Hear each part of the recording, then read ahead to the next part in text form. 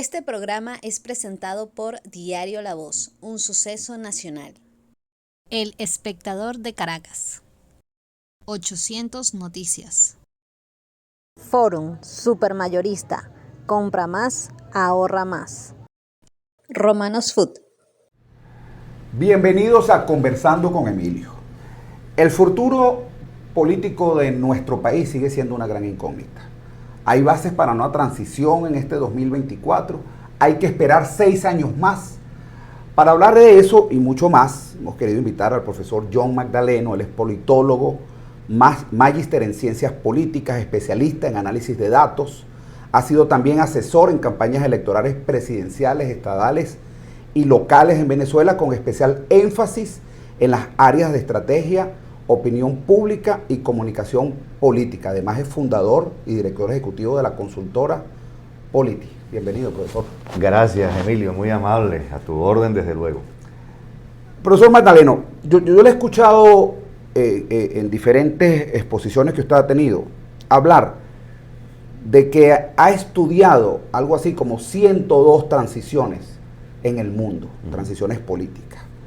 Y la pregunta que yo me hago es, ¿estamos a punto, en comparación, esa transición o alguna de esas transiciones es comparable con lo que estamos viviendo en Venezuela? ¿Estamos a punto de una transición o, como dije al principio, hay que esperar 6 años más, como dicen algunos expertos, para que se dé una transición política en Venezuela?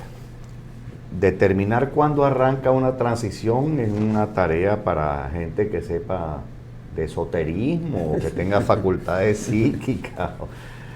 Es muy difícil siempre saber cuándo va a arrancar, sobre todo cuando no parecen haber demasiadas señales en la dirección de una transición. Y lo explico muy brevemente para que quienes nos ven lo puedan entender. Una transición a la democracia tiene lugar cuando hay un debilitamiento del régimen no democrático de que se trate. El tipo de régimen no democrático más frecuente en el siglo XX y en el siglo XXI es el régimen autoritario, la autocracia. Sigue siendo así, fue en el siglo XX y sigue siendo en el siglo XXI, aunque obviamente la autocracia del siglo XXI es muy distinta a la del siglo XX. El subtipo predominante de autocracia del siglo XX era la dictadura militar. ¿Sí? En el siglo XXI las autocracias han mutado, son autocracias electorales. A diferencia de la vieja dictadura del siglo XX, que evitaba hacer elecciones, esta hace elecciones pero manipula las reglas de juego y el entorno en el que tienen lugar las elecciones. Por tanto, las elecciones no son libres y competitivas, no hay clima de libre formación de la opinión pública, no hay clima de libre formación de las preferencias electorales. Escogen una oposición o arman Obviamente, una oposición. hay violaciones de garantía, se impide que algunos sectores de oposición puedan participar. Eso es lo habitual en las autocracias del siglo XXI. Entonces, el problema ya no es que no hago elecciones, sino que las hago pero con unas reglas de juego obviamente ajustadas a las necesidades del régimen político. A veces la oposición supera esos obstáculos y efectivamente él plantea amenazas serias al régimen autoritario, en otras oportunidades no lo logra. Pero volviendo a tu pregunta original, efectivamente las transiciones arrancan con una liberalización política, pero después que se produce un debilitamiento del régimen autoritario, en este caso que sabemos que la mayor parte de los regímenes no democráticos. Ese debilitamiento, en mi propia investigación de los 102 casos que tú recuerdas bien, la variable crítica, el factor político más importante es que se fractura la coalición dominante. Eso ocurre en 83 de 102 casos. Obviamente hay diversas modalidades por intermedio de las cuales se fractura la coalición, que es lo que entiendo yo por coalición dominante, el conjunto de sectores y factores de poder que le dan soporte, que le dan respaldo al régimen autoritario. Con un régimen autoritario, como permanece mucho tiempo en el poder, es decir, permanece mucho tiempo en general, obviamente necesita el respaldo de algunos factores críticos. Militares. Sectores de las Fuerzas Armadas, a veces sectores empresariales, a veces sectores eclesiásticos, a veces sectores del movimiento sindical, partidos políticos, la periferia de los partidos políticos, a veces algunos movimientos sociales le dan respaldo a un régimen autoritario. Cuando eso empieza a fracturarse. Claro, cuando se divorcian las agendas de intereses de esos decisores, y obviamente hay crecientes contradicciones y hay desacuerdos estratégicos de envergadura, y eso termina en una fractura, bueno, esa es la variable que explica la mayor parte de la mayor cantidad de las transiciones. ¿Eso pudiera estar ocurriendo en Venezuela? Yo no lo veo en el corto plazo, es decir, no veo maduras las condiciones para una fractura aún. Sí veo desacuerdos, sí veo contradicciones, que son visibles en la narrativa oficial, pero todavía no veo, digamos, que estemos a las puertas. En el caso de Venezuela, uno de los apoyos más importantes es el sector militar. El sector militar, aunque no es exacto decir que toda la Fuerza Armada está con el régimen autoritario. La gente dice esto en la conversación cotidiana. No, sectores de las Fuerzas Armadas respaldan al régimen autoritario. A veces tácita y silenciosamente, a veces lo hacen de manera explícita. Ese es un factor de poder, pero hay sectores empresariales que también respaldan al régimen autoritario. Hay algunos sectores de iglesias, lo digo en plural, que respaldan al régimen autoritario venezolano. El régimen autoritario venezolano tiene socios internacionales. Entonces, obviamente, fracturar la coalición, sobre todo en un contexto en el que ellos conocen bien los costos de salida. Esto está estudiado en la investigación científica. Una investigación de 2018 comprueba que de 223 regímenes autoritarios que cayeron, en un quinto de los casos, los mandatarios o los principales decisores de esos regímenes fueron perseguidos o encarcelados. Un quinto adicional fueron asesinados. No lo estoy sugiriendo, atención, solo registro la experiencia histórica en perspectiva comparada. Un quinto adicional la pasa muy mal después de su salida del poder. Esta es la conclusión que yo agrego a los 2/5 de los que habla la investigación. Entonces, efectivamente se sabe cuáles son los costos de salida, ellos lo saben. En Venezuela lo saben, los factores de poder lo saben, y al mismo tiempo también la oposición ha obrado un poco torpemente, elevando los costos a todos sin discriminación alguna, sin distinción alguna. Entonces, ¿qué haces tú? Si yo voy a tu casa y amenazo a toda tu familia, ¿qué hace tu familia incluyéndote? Se cohesiona, se articula, se coordina, plantean estrategias para defenderse. Bueno, eso es lo que ha ocurrido básicamente con la coalición dominante. La estrategia de la oposición debería, en cualquier parte del mundo, debería estar destinada a estimular hasta donde sea posible tensiones internas, contradicciones, desacuerdos, para procurar el divorcio o las agendas de intereses. Eso no es lo que ha ocurrido en Venezuela. Entonces, yo no veo en el corto plazo una fractura. Más bien me sorprendería, sería algo así como un milagro político. Pero mi querido amigo, después de haber estudiado 102 casos, digo, estas cosas ocurren y no se pueden predecir con precisión. Claro. No se puede saber en qué momento algún evento desata contradicciones de mayor envergadura. Así que yo no te puedo responder la pregunta de ¿para cuándo es esto? Si para allá, si para dentro de 6 años y si es dentro de 2. Pero en cualquiera de los casos tienen que darse unas condiciones que usted no ve se están dando en este momento. No veo, honestamente no veo la posibilidad de una transición negociada en el corto plazo tampoco. ¿Está la oposición actuando correctamente para producir esta transición? Digo la oposición, hablar de la oposición en Venezuela es difícil, pero sí, hablar como tratando de ponerla como un todo. Yo creo que la dirección política opositora a lo largo de los 25 años ha cometido muchos errores, muchos. Y lo he dicho pública y privadamente a lo largo de muchos años. Claro. Y se los he dicho a líderes de oposición en privado y en público. La abstención. Bueno, la abstención fue un grave error, pero vayámonos más atrás. Los sucesos de abril fueron un grave error. La paralización nacional fue un grave error. El paro nacional. Antes del paro, sí, el paro, exactamente. Antes de la abstención del 2005 en las parlamentarias, la pésima manera como la dirección política administra el resultado del referéndum revocatorio fue un grave error. La oposición obtuvo 41% del total de votos válidos en esa oportunidad. Si un líder de oposición se para la noche del 15 de agosto de 2004 y dice tenemos 41% y las elecciones presidenciales son en los próximos 2 años, con 41% podemos construir una mayoría. Otra probablemente hubiera sido la historia. La pésima administración del resultado en la presidencia, ni hablar de la abstención en la parlamentaria. El 2015 fue un respirito para la oposición. El 2015 es un acierto, del mismo modo que es un acierto la participación. ¿Pero fue un acierto de la oposición o fue un desgaste del gobierno lo que produce ese resultado? Bueno, ambos, porque la oposición a esa fecha, hasta 2014, no estaba convencida de volver a la ruta electoral. Recordemos el episodio de la salida. El episodio de la salida comunica, por un lado, sí, la voluntad de algunos líderes políticos por disputarle el liderazgo a Capriles, eso es cierto, pero también, efectivamente, una parte de esa oposición no creía que la ruta electoral podía producir algún resultado favorable porque se pensaba que Capriles había ganado la elección de 2013, cosa que en mi opinión no es cierta. Y lo he dicho también pública y privadamente durante mucho tiempo, porque yo tengo los estudios previos, los estudios de opinión previos. Capriles nunca está arriba en ningún estudio de opinión. Capriles lo que hace es que reduce una brecha que es de 23 puntos porcentuales, la reduce al mínimo, pero le faltaron días para ganar. Él nunca está arriba. Entonces no tiene ni los resultados previos de las encuestas de opinión pública que te dicen que estaba arriba, no estaba arriba. Ni el exit poll del día domingo, 14 de abril, no estaba arriba. Maduro estaba arriba por 2.5 puntos porcentuales todavía, en el corte de la 6 de la tarde. Que fue al final lo que terminó siendo, una diferencia de 1.49, lo que oficialmente se registró. Supongamos que ahí están incluidas unas irregularidades, pero no es que volteaba el resultado. Vamos, que daba ganador a Capriles, porque Capriles nunca estaba arriba. De paso se sabe que se tardan alrededor de 7, 8 semanas en conseguir alrededor de 87, 88% del total de actas.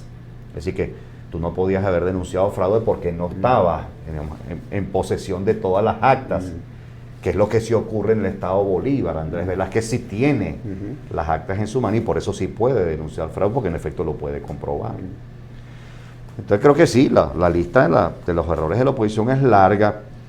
Me parece que ha habido un aprendizaje a trompicones, ¿no? Digamos, por fuerza de la propia experiencia que va reorientando el trabajo de algún liderazgo. Ahora, la victoria de María Corina Machado en la primaria de octubre del año pasado, en mi opinión, es un reflejo del clima de malestar, de frustración, de expectativa que la propia dirección opositora ha generado durante años, prometiendo el cambio político, y el cambio político no llega. Entonces, sí, la lista es larga. Ahora, puedo destacar, para no ser, digamos, para que la generalización no sea para toda la dirección política, sí puedo destacar algunos líderes que han sido consistentes, por ejemplo, respecto de la importancia de la participación electoral, respecto de la importancia de movilizarse pacíficamente, respecto de la importancia de mantener el mecanismo de la negociación con el gobierno. La negociación no va a funcionar sino hasta una situación límite. Esto es una cosa que hay que explicar a la gente. Es decir, los que están en el poder, arranco por acá, la política está atravesada por el poder. ¿Sí? Esta es la primera cosa que hay que comprender. Y allí donde hay un régimen autoritario no hay Estado de Derecho. Esta es la otra cosa que hay que comprender. Es decir, las cosas no ocurren como deberían suceder. Entonces, si no hay Estado de Derecho, usted no puede pretender que le ofrezcan elecciones libres y competitivas, y que el tratamiento que le den sea con guantes de seda.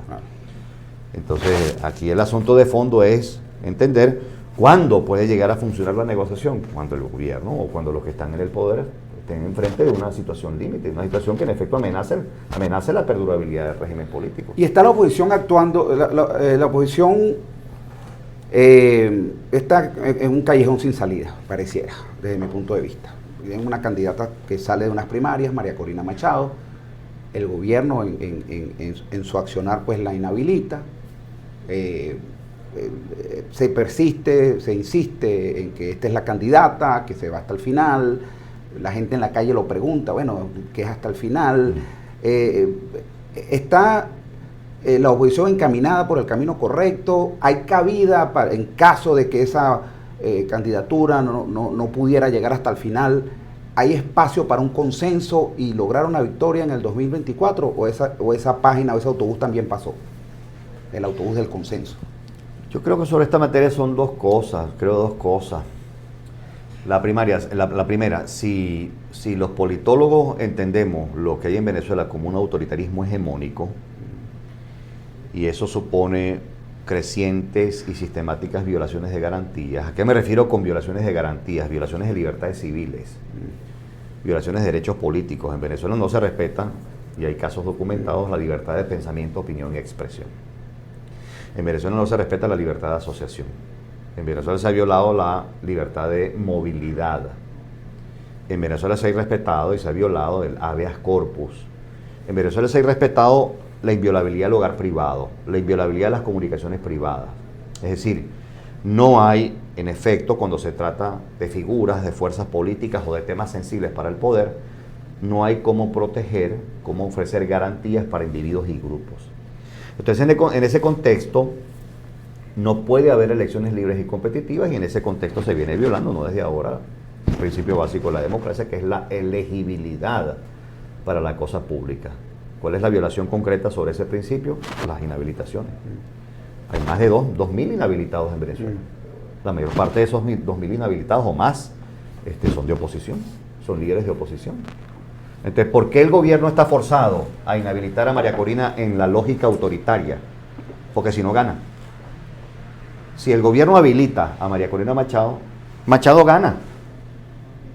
Por tanto, eso demanda una elección que se aproxime a una libre y competitiva. No vamos a tener una libre y competitiva, pero si hay mejoras de garantías como para que la elección sea al menos semi-competitiva, ella podría superar esos obstáculos y configurar una mayoría que le dispute el poder a quienes hoy están ocupando posiciones centrales de Estado. Entonces, en la lógica autoritaria, ellos están forzados a inhabilitar a María Corina. Si esto es así, entonces... Y en ese análisis no se ve ninguna posibilidad de que el gobierno habilite a María Corina. Claro. Si este análisis fuese cierto, este es mi análisis. Porque el viejo gobierno pues no se va a... Claro, no va a ser un harakiri. Un harakiri. ¿Sí? Entonces, si esto es así, el escenario más probable es que en efecto María Corina Machado no pueda postularse. Si este es el escenario más probable, entonces en mi modesta opinión, y lo he repetido durante meses, la oposición tendría que haber estado discutiendo el procedimiento de sustitución de la candidatura de María Corina por otra desde hace tiempo ya. Porque ¿qué es lo que hace? Que quizás lo esté discutiendo... Quizás lo esté discutiendo en privado. Tras bastidores, porque no puede hablar de un plan B, porque hablar de un plan B ya le genera debilidades y muestra debilidades ante el gobierno. Claro. Ahora, supongamos que sí lo están haciendo. Supongamos que el equipo de María Corina ya viene discutiendo ese tema en privado. Esa candidatura sustituta tendría que reunir algunos requisitos básicos de un perfil. Tiene que ser una candidatura atractiva. Porque por más que reciba el respaldo de María Corina Machado, bueno, si la candidatura es mala, es decir, si no es seductora, no es atractiva para la mayoría del país, obviamente transferir respaldos va a ser muy complicado. Y sí se producen transferencias de respaldo en múltiples oportunidades, no solo en el caso venezolano, como lo vimos con Chávez respecto de Maduro, sino también en casos internacionales. El caso de Campo en Argentina, cuando Perón no podía competir. Entonces sí hay casos, pero en efecto la candidatura tiene que tener un mínimo de atractivo para la mayoría. ¿Qué papel? Vamos a ir al corte de publicidad y al regreso quiero que me diga, ¿qué papel juega el pueblo en todo esto? Porque hay opiniones que dicen que bueno, que el pueblo le va a pasar por encima a los partidos, al gobierno y a la oposición. Se habla mucho del caso de Barinas, de tener un resultado en una oportunidad que favorece a la oposición por 300 votos, a tener un resultado que lo favorece por 40.000. Entonces, resultado que indica que ningún partido se puede decir para sí propio que su maquinaria movió esos 40.000 votos. Eso es algo que fue un espontáneo, que vino del pueblo. ¿Qué papel juega el pueblo en todo esto? Vamos a ir a un corte de publicidad y al regreso más de Conversando con Emilio, hoy con el profesor John Magdaleno. Él es politólogo, magíster en ciencias políticas, especialista en análisis de datos, entre muchas otras cosas más. Ya regresamos. El diario La Voz cumple su compromiso de informar con imparcialidad y valentía. El impreso, la versión digital y nuestras redes sociales te conectan oportunamente con el acontecer nacional e internacional. Diario La Voz, un periódico para la Venezuela de hoy. Diario La Voz, un suceso nacional. Estamos de regreso conversando con Emilio y le dejábamos al profesor John Magdaleno una pregunta al aire. ¿Qué papel juega el pueblo en todo esto? ¿Puede el pueblo, a través de su masiva participación, pasarle por encima a las intenciones del gobierno, a las intenciones de la oposición y tomar una decisión para favorecer a alguien en particular? La respuesta es un sí condicional. Es decir, sí, claro que el papel de la población es importante, pero sí y solo sí se organiza. Sí y solo sí se articula. Sí y solo sí se coordina estratégicamente. Hay un viejo libro muy importante del profesor Harold Lasswell, libro, digamos, seminal para la ciencia política internacional, que demuestra, sí, claro, la gente puede ejercer más influencia sobre los asuntos públicos, pero si se organiza. Es decir, si forma parte de una organización, ¿sí? No necesariamente tiene que ser un partido político. Es decir, puede ser una asociación de vecinos, puede ser un gremio empresarial, puede ser un sindicato, puede ser el movimiento estudiantil universitario, puede ser la iglesia ejerciendo, digamos, capacidad e influencia sobre los asuntos públicos, puede ser colegio profesional, puede ser un gremio de otra índole, pero se requiere organización. Es decir, efectivamente, el tema es muy relevante incluso la investigación científica sobre transiciones, porque las primeras investigaciones de los 70 y los 80 en verdad versaron sobre transiciones que o fueron violentas por la vía de golpes de Estado o fueron transiciones negociadas. Y obviamente las transiciones negociadas demandaron mucha atención, despertaron mucho el interés entre los académicos, más que las violentas, que son indeseables, desde luego. Y especialmente en casos de golpe de Estado, usted no tiene garantía de que se vaya a producir una democratización, porque eso está en manos de los militares. De hecho, efectivamente, la mayor parte de los casos de golpe de Estado que yo he podido estudiar, que acaban con determinados regímenes autoritarios, la gran mayoría de ellos no conduce a episodios exitosos de democratización. Esa es la primera razón por la cual yo desaconsejo esas y otras modalidades violentas. Los costos, los riesgos son muy elevados y a la postre no tienes garantía. Al final el resultado no es el deseado. No tienes garantía de democratización efectiva. Entonces, el caso venezolano del 58 es excepcional. El caso de la revolución de los claveles en Portugal en el año 74, el 24 de abril del 74, es excepcional.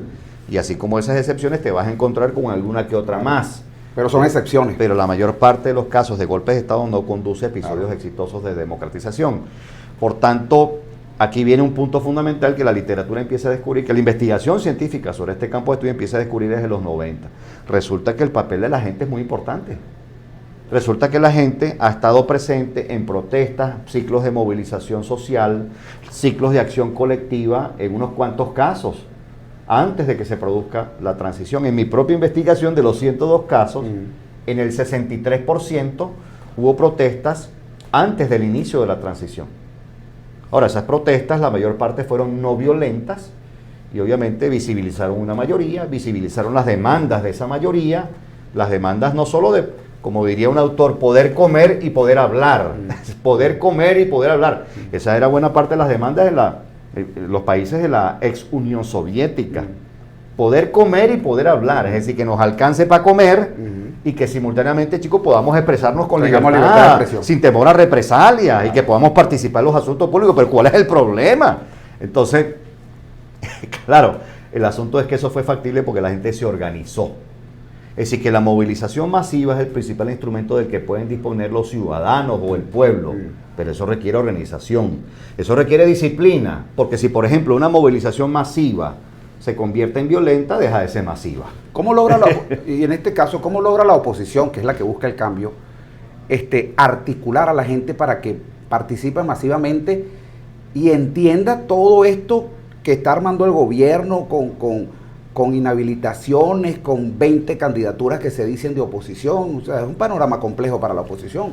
Sí. ¿Cómo logra la oposición articular a la gente para que participe masivamente y no se desesperance y se quede en la abstención? Bueno, hay varias consejas que podría ofrecer. Lo primero es diciéndole la verdad a la gente. Es decir, si tú sabes que efectivamente no ganaste el revocatorio presidencial de 2004, si tú sabes que no ganaste la presidencial de 2006, si efectivamente Chávez le gana a Capriles por una ventaja superior a los 10 puntos porcentuales, eso lo dijo un estudio de data análisis antes de la presidencial de 2012, octubre de 2012. Eso lo dijo un estudio de Félix Seijas padre, que ya falleció, del IVAD de Félix Seijas. Eso lo dijo un estudio de datos que había atribuido originalmente en su data bruta 8 puntos y haciendo unos análisis llegaron a 4, los análisis eran equivocados. Es decir, hay suficiente data que se ha conocido con antelación para saber cuándo la oposición va a ser mayoría y cuándo en efecto va a perder la elección. Y en 2013 efectivamente Capriles pierde contra Maduro, esa es la verdad. Es decir, yo tengo la data de los estudios previos, el exit poll del día domingo, 14 de abril, en el corte a las 6 de la tarde, daba 2.5 puntos porcentuales a favor de Maduro. Entonces, lo primero es diciéndole la verdad a la gente. Porque si tú le dices que en una elección tú ganaste y te la robaron, y no es verdad, tú mismo estás desestimulando un instrumento que podrías utilizar a la postre para facilitar la transición. Porque si te robaron una vez, te pueden robar 2 veces. Claro, entonces, aquí el verdadero fraude fue el verdadero fraude masivo, porque hubo forjamiento de actas, fue el caso del Estado Bolívar, la elección de gobernadores de octubre de 2017. Y la razón por la cual se pierde esa gobernación, obviamente el fraude es parte de la explicación, pero cualquier oposición seria frente a un régimen autoritario hegemónico se prepara para ese escenario. Se prepara para la eventualidad de que el régimen político cometa una irregularidad o que en efecto intente hacer fraude. No será la primera vez que ocurre en el mundo. ¿Cómo se prepara? Se prepara para movilizar masivamente a la gente en demanda del respeto del resultado de la voluntad popular. Por eso que cuando yo hablo de sí, se tiene que utilizar la elección, no va a ser una elección libre y competitiva, pero se tiene que utilizar de cara a la presidencial, si la participación masiva como instrumento, de lo que estoy hablando no es ir a votar y después ir para su casa cada quien. No,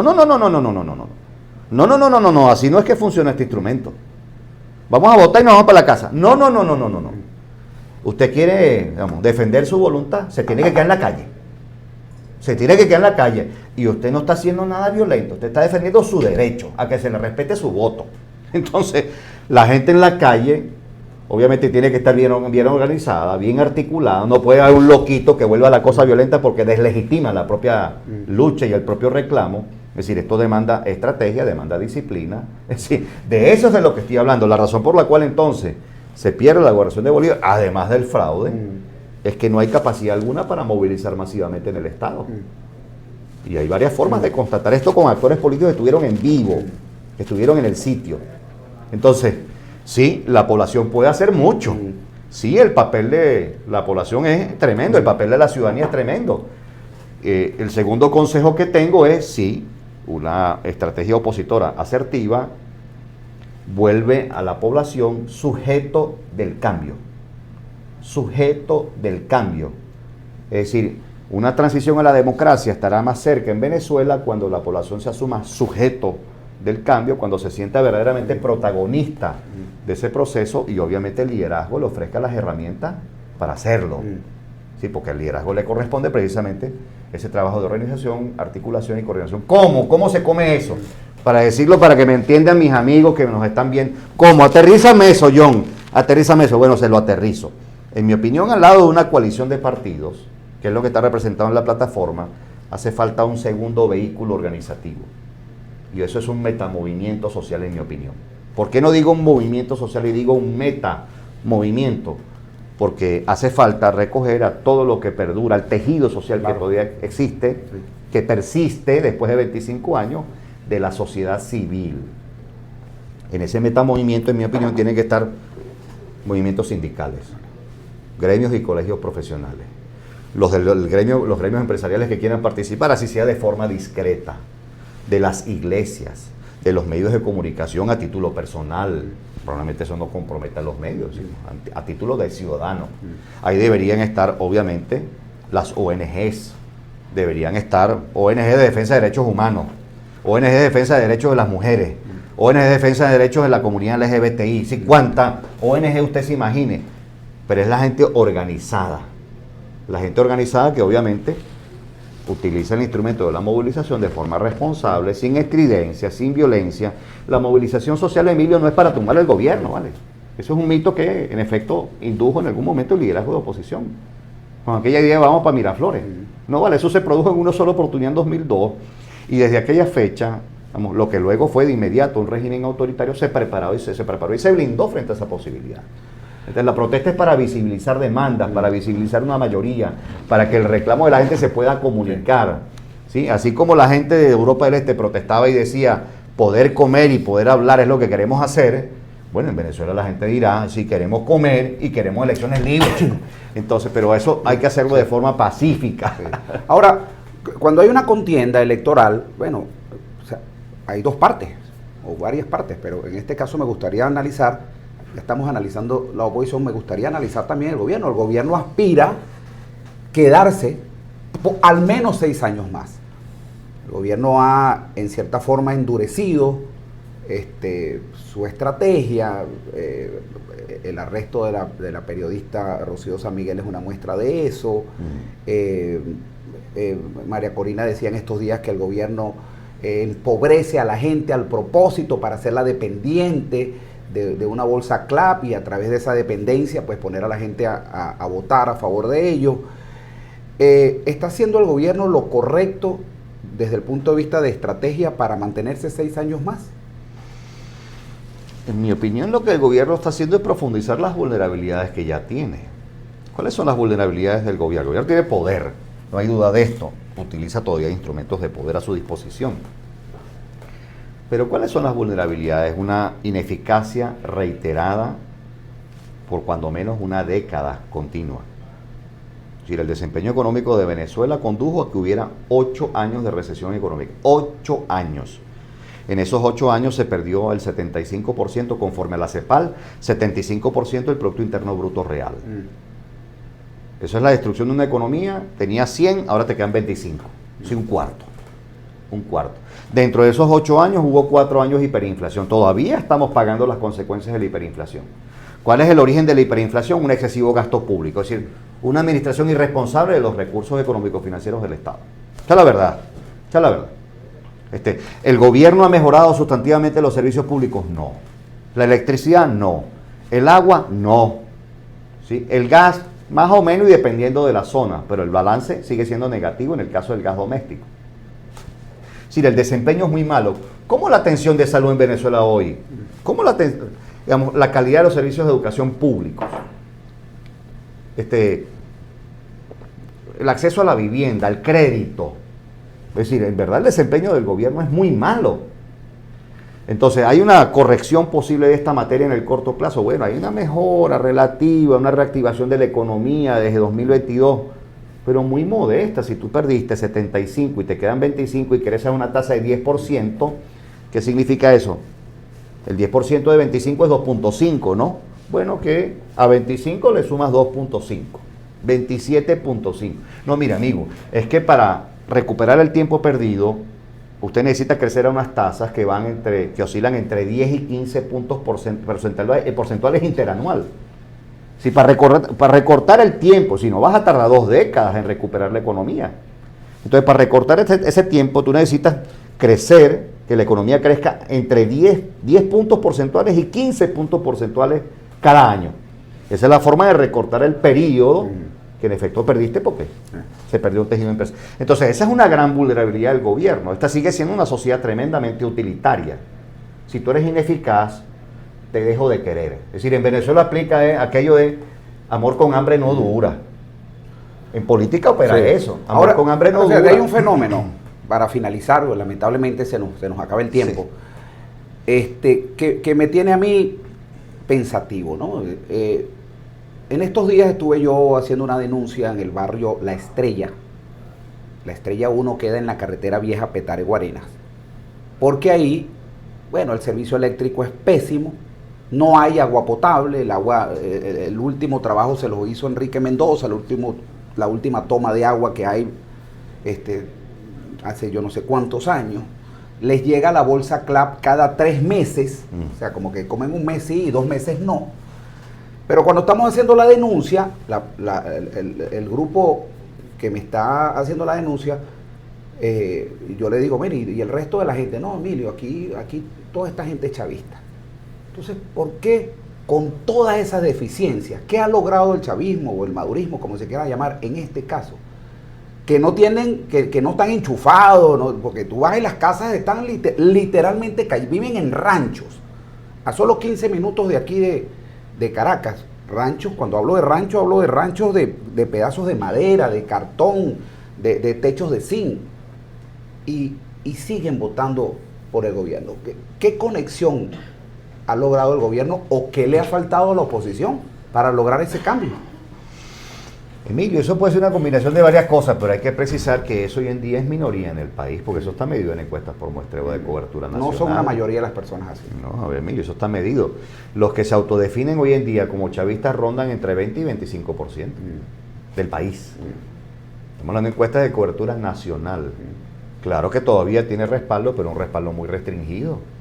O sea, ganar una elección presidencial con 25, vamos a suponer que con la campaña asciendan a 30, porque el chavismo en efecto siempre sube.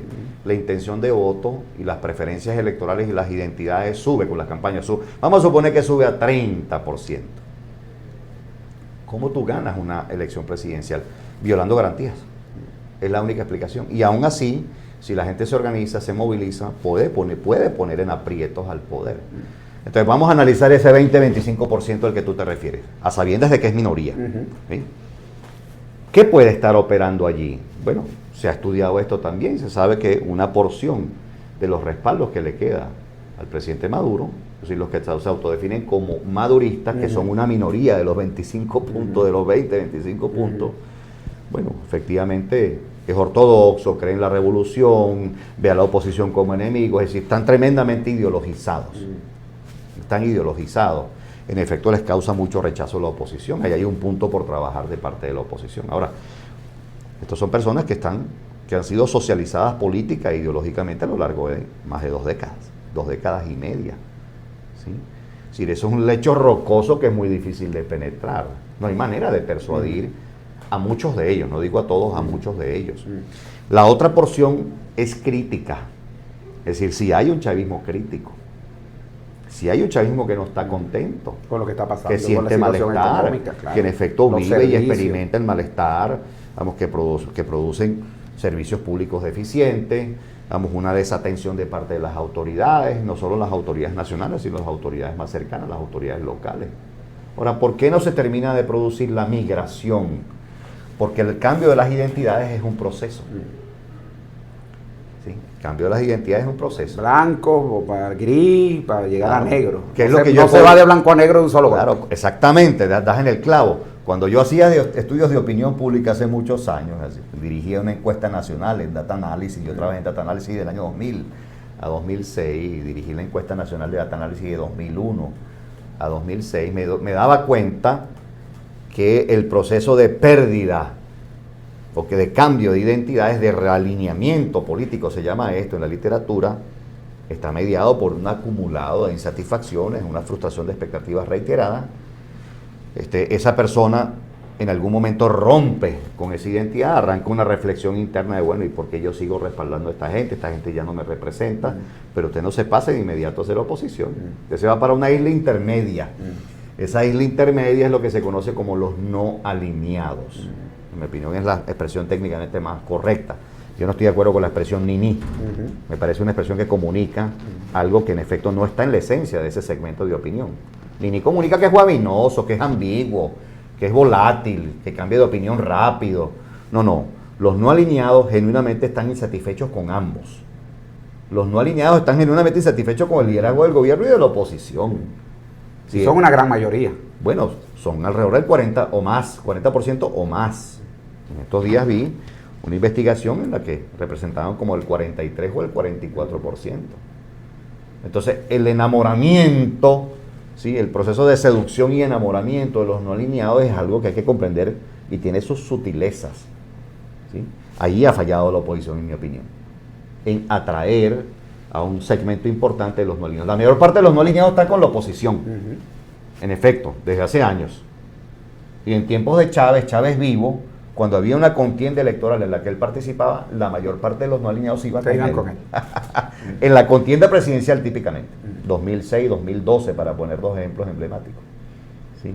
A la oposición le ha faltado más tino en el diseño de la estrategia política y comunicacional para atraer a los no alineados, porque en efecto la mayor parte de ellos tiene identidades, digamos, similares a las de los opositores, pero falta algo muy importante. Bueno, lamentablemente se nos acabó el tiempo, profesor, A la sumamente orden grato. siempre. Tenemos una invitación pendiente de que es un segundo capítulo de esta, ¿Cómo no? Con de mucho esta gusto. entrevista. La segunda tanda. Hay una segunda tanda. Manuel Piera Durán y Ray Sugar Leonard tuvo 3 peleas, podemos hacer 3. Tuvieron 3 peleas. Y las personas que se conectaron tardíamente, les recuerdo que este programa ustedes colocan en YouTube, Conversando con Emilio, entrevista al profesor John Magdaleno, y encontrarán estas y las entrevistas que hemos hecho hasta este momento. Así que será hasta otra oportunidad que estaremos nuevamente conversando con Emilio. Chao, chao. Este programa fue presentado por Diario La Voz, un suceso nacional. El Espectador de Caracas. 800 Noticias. Forum Supermayorista. Compra más, ahorra más. Romanos Food.